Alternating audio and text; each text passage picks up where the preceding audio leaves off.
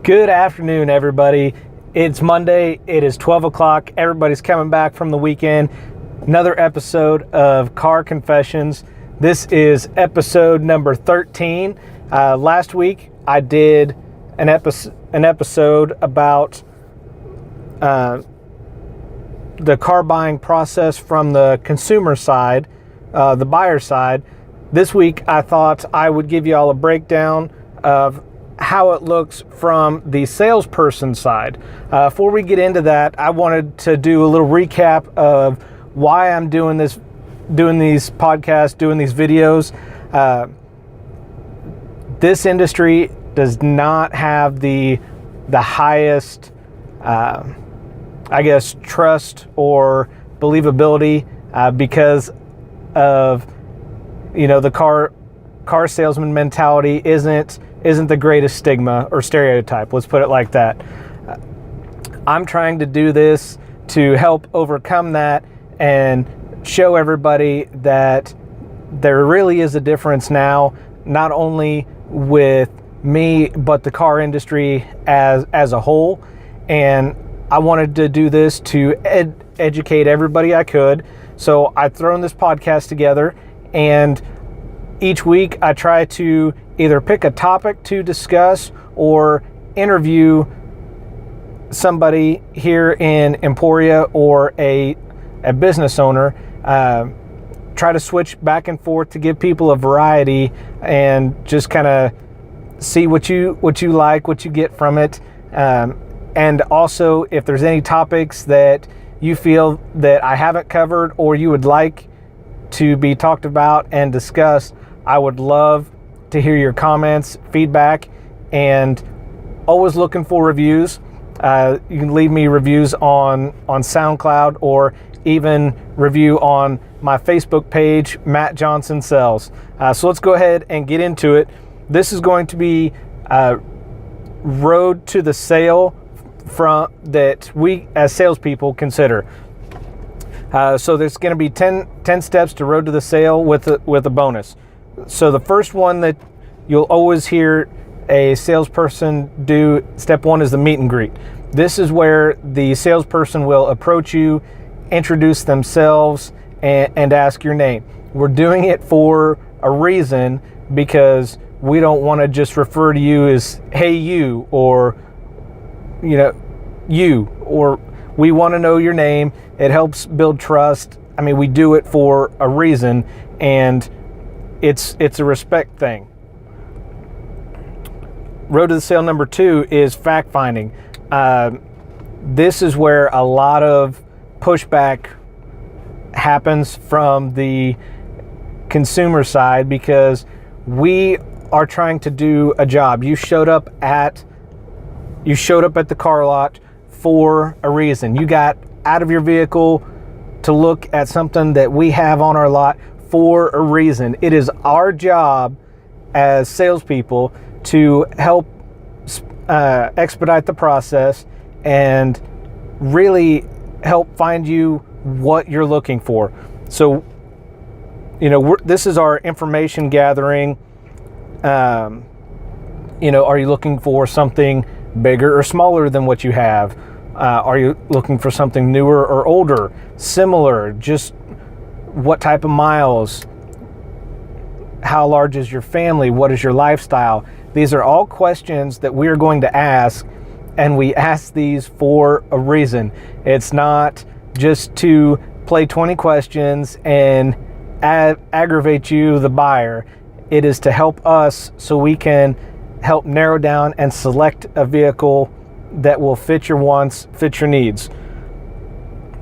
So jumping up to number 3 is select a vehicle. This is where we take all of that information that you gave us and we funnel it down to 1 to 2 vehicles that will fit your needs, your wants, and your lifestyle. And we'll use the inventory as best we can, give you a couple options, whether it's on the new side or the used side. Step number 4 is presentation and demo. Whenever once we narrow down the vehicle, we will do a presentation of the vehicle, and we do this for a reason. A lot of us, I try to do this as well. Start at the window sticker of the vehicle that gives a description. No used car is the same. They're all hard to remember, every single one. So we kind of use that as a cheat sheet and a refresher of what the car is equipped with. And a lot of times we will start there, do a walk around as far as how the paint looks, how the tires look, show you the motor if you want to see that, show you the inside, and then open the door for you, have you slide in. We as salespeople will hop in the driver's seat most of the time because we have to go get our tag, but we also like to start off driving, so you have some time to relax, enjoy the seat, see how it feels, look at what options are on the stereo, the radio, play with that a little bit so you're not doing that while you're driving. Get familiar with the radio, and of course change it to your favorite station, because we all like to jam out on the test drive. So moving on to step number 5 is the trial close. And we do this for a reason, just like every other step we've done has been for a reason. This we will do to see if we have found the right vehicle for you. A lot of people, you'll hear, if terms and figures are agreeable or were agreeable, would this be something you'd be willing to take home today? One of my favorite ones that I like to use after driving the vehicle, on a scale of 1 to 10, what would you give it? If it's not a 10, if somebody tells me that it's a 7, great. What would make it a 10? Just to try to help get as much information as possible, and to make sure and reinforce that this is the car you want, this is the car that you fell in love with. It meets all of your needs for your family and your lifestyle. Because if it doesn't meet that, we as salespeople want to know and need to know, so we can look for an alternative vehicle that we can give to you. Because if you're not happy with the vehicle, there's something that we've done wrong or that we've missed, and we need to circle back around. Step number 6 is going to be the trade-in evaluation. If you have a trade-in, I've done this with a number of my customers. I will go get a sheet to get some information, and we'll do a walk around of the vehicle, looking at the outside, looking at the inside, looking at the tires, and just try to get as much information as we can before we test drive it, to make sure there's no lights. And yes, we do drive them for a reason, to make sure that they do shift into gear. If it's a 4-wheel drive vehicle, the 4-wheel drive works. There's no dash lights on, and just little things like that work. Because the more things that work, fewer lights that are on, the more money that's going to mean for you for the trade-in. Step number 7 is the write-up, and this is what everybody fears and really doesn't look forward to, because this is where everything kind of gets serious and people get scared, because ultimately it's hard to make a decision. But the write-up is where we as salespeople give you the information about the price of the vehicle, what your trade-in is worth, what the fair market value is on that based on other vehicles bought and sold recently, any down payment that you want, and that way we can give you what it'll break down to as far as monthly payments. Because most people, people are price shoppers. Most of them don't tell us, yeah, I need a vehicle that's $22,000. they break it down. I need a vehicle that's $300 to $400 a month payment. That's what I'm comfortable with. That's what I can pay. That's what we try to do, and that's the reason for the write-up. Number 8 is negotiate and close. I always love this part. I always try to have the most fun at this part because, like I mentioned in the previous step, it starts to get serious and people are hesitant to make a decision because they don't want to make a bad decision. I had a customer a couple weeks ago. They came in and they were hesitant, and they were pushing back. And I took the information away and I just asked her, I said, what is going on? What is it that you're afraid of? Is it the vehicle? Is it me? Is it something that I've done? Is it the money? What is it? And she told me that ultimately they were having a problem making a decision because they had made a bad decision previously.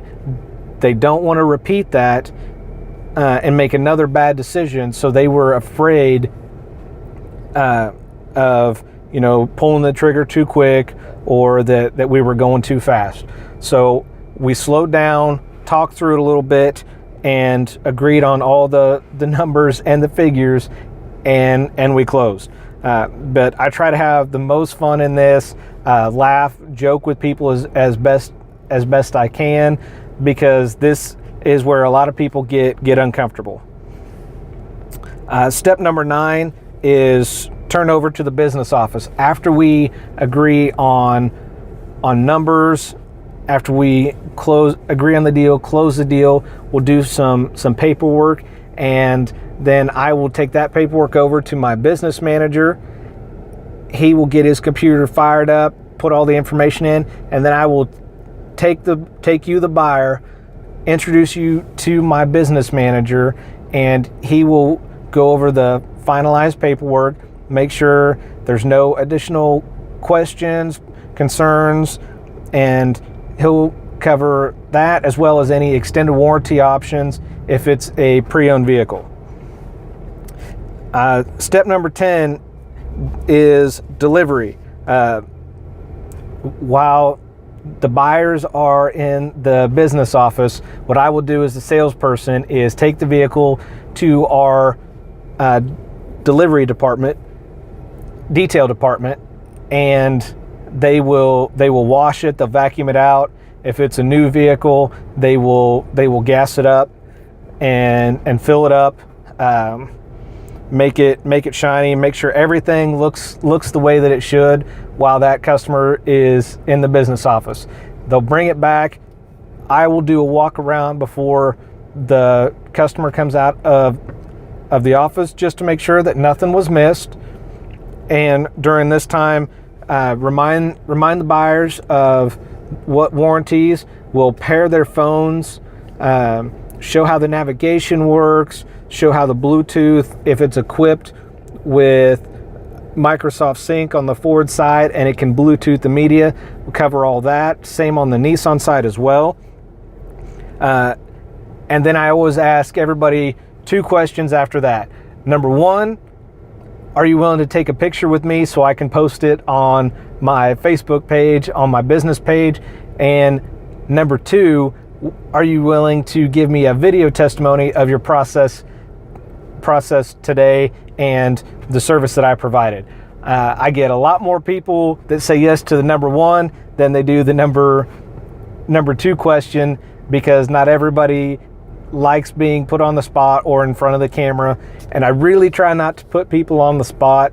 If they're willing to do a video testimony, I try to do a one and done, just hit the record button and do my spiel and go through.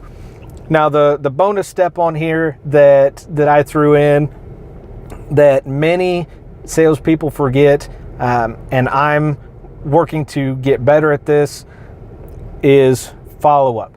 We have to follow up as salespeople with you, the buyer. This keeps us fresh in your mind. We still make sure that you're satisfied with the vehicle months later, it's to continue that rapport, stay in touch with you, make sure everything's going good, as well as we will ask for referrals. I should have mentioned that in step number 10 with the delivery. I always try to ask for referrals of who do you know that would be interested in buying a newer used vehicle, or who do you know that's most likely going to be your next friend or family member that would buy a vehicle. Always try to get a name, and not every salesperson does this, but I pay for referrals. I know there's a few of them that do. Right now, I pay $50 for a referral. So every person that you send to me, and for those of you on YouTube, you'll be able to see this. For everybody on the podcast, you'll have to go to my Facebook page and check it out. On the back of my business card is my referral process. You see a picture of a $50 bill here. There is referred by and phone number. So whoever you give this to, if you write down your name, your phone number, they come to the dealership, ask for me, buy from me, I will call you and send you $50. So that's a great way to pay for some gas money, pay for trips. I mean, you send 4 people to me a month, that's $200 that you're getting. That's a pretty sweet deal. But like I said, that's part of what we'll do with the follow-up. And I also will send out a thank you card, thanking you for your business, as well as birthday cards. That way, I always stay fresh in your mind. So that wraps it up. So just to recap again, road to the sale, number 1, meet and greet. Number 2, fact finding. Again, we do this for a reason. Number 3 is select a vehicle. 4 is presentation and demo. Number 5 is trial close. 6 is evaluation, trade-in evaluation. 7 is the write-up. 8, negotiate and close. 9, turn over to the business office. 10 is take delivery of the vehicle. And bonus, number 11 is the follow-up. So that wraps it up for episode 13. I hope you guys enjoyed this. I hope you get something from this, and really hope that you understand why we do what we do and ask the questions that we do once you come on the lot at the dealership.